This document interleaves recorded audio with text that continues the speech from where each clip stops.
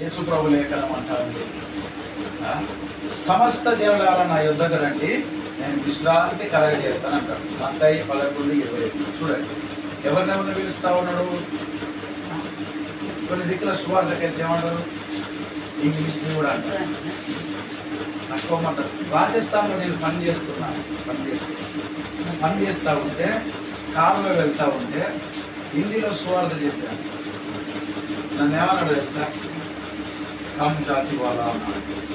అంటే ఒక తక్కువ జాతి అన్నాడు. తక్కువ జాతి వచ్చాడు, నీకు ఇంకో మాటలేదు అన్నా. ఫస్ట్ నీకు నా బాధ్యత అడుగుతుందంటే నా దేవుడి గురించి ప్రకటన చేయడం. ఏ జాతి అయినా వేసుకో, నేను మాత్రం మనిషి జాతి. ఇక ఒక జాతి ఒక జాతి అదని ప్రకటన చేసే వ్యక్తిని కాదు, నా దేవుడు చెప్పింది కాదు. కమ్ జాతి వాళ్ళు అన్నాడు. పర్వాలేదు, కమ్ జాతో ఏదో అనుకో, ఇప్పుడు నేను చెప్పే మాటలు వింటావా వినవన్నా, సరే చెప్పు అన్నాడు. చెప్పాను, యేసు ప్రభు గురించి చెప్పాను, విన్నాడు. ఆయన రక్షకుడు, ఆయన మన కోసం ప్రాణం పెట్టిండు, ప్రాణత్యాగం చేసిండు అని చెప్తే తర్వాత కరెక్టే ఎవరు పెట్టలేదు మరి అన్నాడు. కాబట్టి ఎవరు మాటలు అన్నారని బాధపడదు, ఎవరు మాటలు అంటారని బాధపడదు.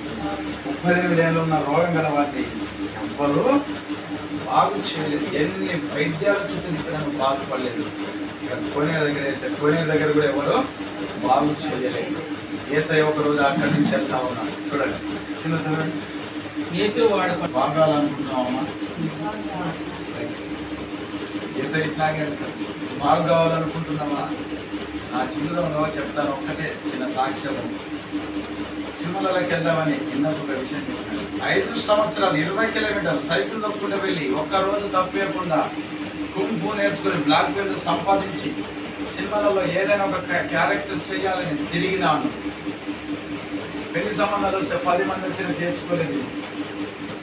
ఎందుకు పెళ్లి చేసుకునే సినిమాలకు వెళ్ళలేదు. దేవుడు ఏం చేసినాడంటే, ఇక నా తండ్రి మరణం చూడలేదు, దుబాయ్కి వెళ్ళేసరికి మరణించిపోయాడు, తండ్రి మరణం కూడా చూసుకోలేదు. ఇక చిన్నప్పటి నుంచి అని శ్రమలే, చిన్నప్పటి నుంచి అంతా నువ్వు ఎందుకు మాట్లాడుతుంది బైబిల్ లేదు.